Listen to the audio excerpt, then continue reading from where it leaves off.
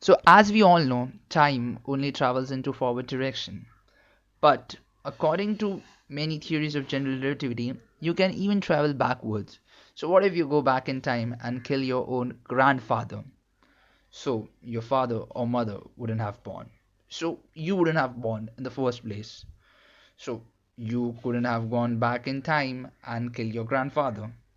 Well, this is paradox. Well, the simplest explanation to grandfather paradox is when you go back in time, you go back to a parallel history, and whatever you do there will affect the universe of that universe, the past, and not your own past. But it is just a case since it avoids the paradox.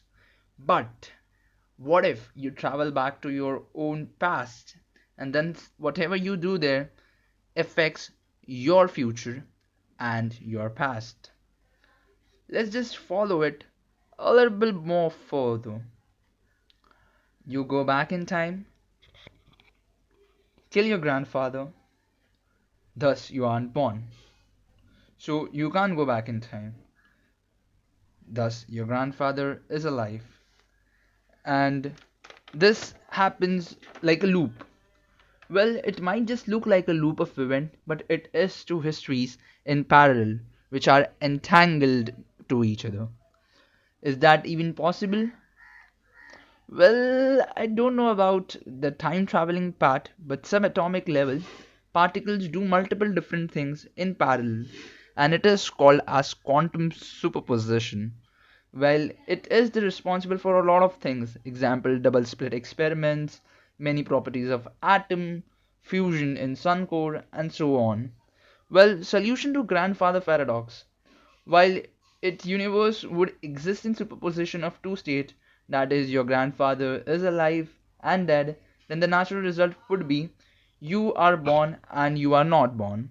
And the natural result of this is superposition of the two states of your grandfather is dead and alive. So while this entangled histories might look they're happening totally differently, but actually they are been in superposition. So they are due to many multiple theories and solution, they are in a steady state, which means your grandfather is alive and dead, and you are also alive and dead, which logically doesn't sound right, right?